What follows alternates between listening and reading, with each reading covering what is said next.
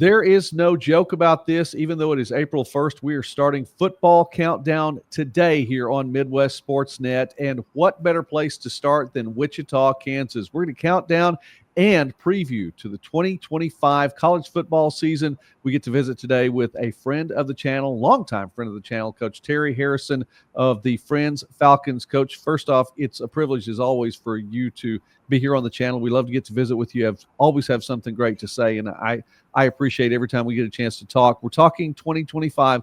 I know it's a little bit earlier, but you guys have gotten spring practice started already. I'd like to hear about that. First, let's talk about 2024. 11-2, a trip to the NAIA playoffs, well-deserved trip to the NAIA playoffs. By the way, in the playoffs, 21-17 loss to Grandview. That was the closest game anyone played against the national champions all season long. Talk about last year. Yeah, just a really special year. And, coming to Friends, knowing that we could be in those positions to play in deep playoff run, play in playoff games and be highly competitive at the national level. So to see that come to fruition and what that's kind of, just the excitement is generated on campus has been, really cool and fun to experience. And our kids deserve it. So it's been talked about a ton, a bunch of postseason awards, but deservedly so because our kids had a great year. Absolutely. Well, I remember us visiting, and I mean, it was within days of when you'd taken the position there at Friends there in Wichita, and you were excited from the word go. 4-7 the first season, 9-2, and then 11-2. Obviously trending the right direction. Talk about what's going on there.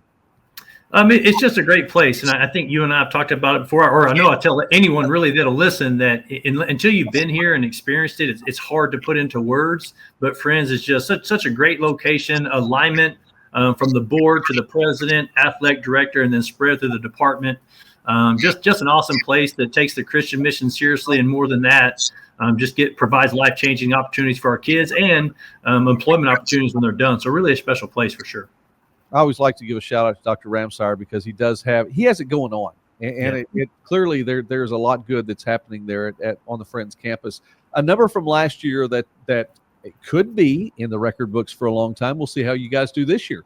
53-51, a new all-time NAIA team rushing total. Congratulations for that. You all averaged better than 411 yards of rushing per game, and just what an output that was. Obviously, it's predicated by the offense that you run, and that's a big part of it. But talk a little bit about having that number now in the record books. It's cool. I think it's one of those deals probably, however many years it lasts or whatever that even looks like, something that our kids can be proud of. And it's fun to say out loud. But, more than that, hopefully it just starts to change the narrative. People say 3 yards in a cloud and dust when they talk about our offense. But the reality is we've been pretty explosive. And, I think a lot of guys would take that type of offensive production, whether it's running, passing, or a combination of the two. And we just happen to major in rushing the football and just believe it gives us the best opportunity to win every Saturday.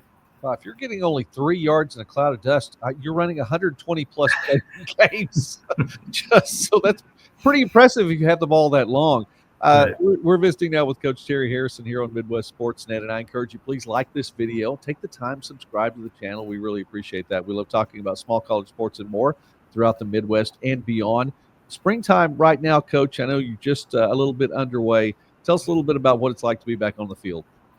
It's fun. It's a great time of year. There's just not as much stress involved. You're not, you're not looking forward to a game and worried about all that. So you really focus on individual improvement and, honing the skills of each individual player to give them, an opportunity to reach their own personal goals. And so it's really fun time of year. I really enjoy it. And, we just continue to focus on building the best team culture in all of NAIA football. And, we think we have that, but we never take that for granted. And we work really hard at it every day. And that's our big focus in the spring. A leader on last year's team, Coach, and a name that folks who watched NAIA football and really have for the last couple of years, Cavante Baker, returning for his senior year there with the Falcons. Tell us a little bit about the offense. Obviously, it's not just him because there are so many other players that get to touch the ball and are a part of your offense to move it down the field, as you said, explosively down the field. But he's a big part of that as well. Tell us a little bit about the offense for 25.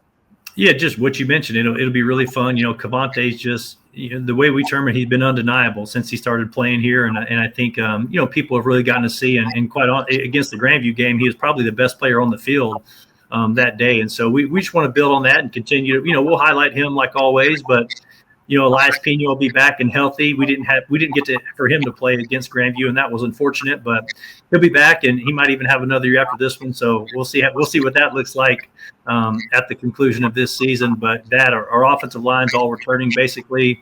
Minus two kids who rotated the Phillips twins, and so we're really excited about offense, and we have got some big time receivers on campus, and we're bringing in some kids that are going to make us a lot better. So just an awesome group, and we're all those guys coming back, and just a ton of experience, and we hope what happens is when you have playoff success and you're in that game. When the kids return, you can benefit from that experience. It's not like we're going to have to break in a bunch of new players who are going to be new to postseason expectation. And so that's what I'm really excited about, especially on the offensive side of the ball. I agree with you, Coach. And that's something that, I've said many times here on the channel is that experience is something that can't be replicated. I mean, you have to have it. And the only way to get it is to get out there and do something. And so you all have now playoff experience. And, again, well-deserved. I thought that the playoff committee did well this year, and that the field of 20 really, really looked good and was a solid field. You all on the defensive side, which I don't think enough said about your defense. I mean, I love talking about your offense because it's fun to talk about and fun to talk about all those yards that are compiled. A couple of sophomores last year in Brock Zerber and Cooper Skrabecki. I always have to practice on that one too. Three juniors for you this year, and will help to lead the way for your defense. Talk about that. Yeah, just phenomenal players. And like you mentioned, our defense, I mean, the last two games of the year against Ottawa, Arizona, and Grandview probably played, the best they played, in any team I've ever had. And so, that was fun to see those guys play. And just like you mentioned, kind of just like the opposite side, now we have that experience coming back, and they played in those big-time games, and really they showed up. And against Grandview specifically, they played good enough for us to win the game. We just didn't pull it out, in the second half. And so, like you mentioned, Brock Zerger's been, quite honestly, one of the leaders of our team, and kind of developing into, the leader of our program. And then kids like Skrobecki, like you mentioned, who's been awesome. Just so proud of him and what he was able to do last year. Kids like Saya Ponte will be a senior at corner. And just so many great players that have done a great job. So when you piece that together with the kids we have coming in, really excited. And I don't know, I just think we're going to continue to get better, especially on that side of the ball. And, man, that combination of defensive success, defensive experience with offense, man, we should be just a hard team to beat every Saturday. And if we don't beat ourselves, I think, we should have another good run, hopefully. You've talked about enjoying recruiting in Kansas and that there are good football players there in the state of Kansas with the success that you've had. And I mean, specifically in the last couple of years and last year, right up front for everyone. How easy is it to recruit now with those kind of numbers and knowing that kids have an opportunity to play for something big? Well, I think, more than anything, it's when kids come and meet our players. So when you have on the field success and then you couple that with humility and toughness and all the things that our kids have, when they meet our players, I mean, it's just a really attractive program. And, what's really fun is, there's so many opportunities in the state of Kansas between junior college, Division II, the Division I level, and then 2 NAIA conferences. What makes you different? And quite honestly, it's the families of our program, the mission of our school, and just being a football program that's, based around Jesus and what that experience could look like and be like. I mean, quite honestly, that's what sets us apart and why, we're having kids pick us over Division IIs in the state and junior colleges in the state. And so when you do that and you have really good players coming in, you're just stacking wins for the future. And I think a lot of kids would rather compete for a national championship here than go and maybe not be as successful at a Division II school. Yeah. And those are pretty good Division II schools there in the state as well, and Division I schools. So I mean that's impressive when they choose Wichita and Friends to come play for you all. Coach, I know it's a little bit far out, but let's look just a little bit. A couple months down the road, it's going to be here before we know it. The KCAC, and for the folks who may not know, with the new format as it is in the conference, the divisions get reshuffled every year. And so it's going to be a different look for you all this year from what it was the last couple of years. Although you get to see the same 11 teams, it's just going to be structured a little bit for divisional play. You open the season at home against Bethany, then you go on the road to Avila, and then somewhere along the way there's that bye week from when crossover season stops, divisional play starts, and then, oh my goodness, there is a stretch there of McPherson, Southwestern, Kansas Wesleyan now in the division with you all this year. I know all the games are tough, but those are some highlighted games.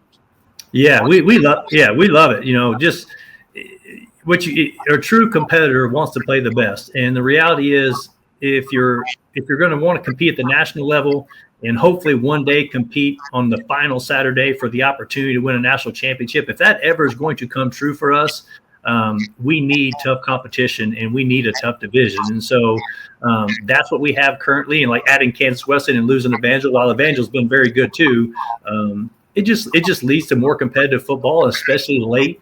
And so I think for us as a program, we're just extremely thankful that we're going to play meaningful football late in the season against a really tough division, because we know that will set us up for success in the postseason. All right, Coach. Well, there's no question we're going to be following the Falcons all season long, as we do right here on Midwest Sportsnet. But it's a privilege also, as always, to get to visit with you today and get things kicked off here for our college football coverage on Midwest Sportsnet for 2025. Coach Terry Harrison, thank you so much for taking time with us today. Thank you.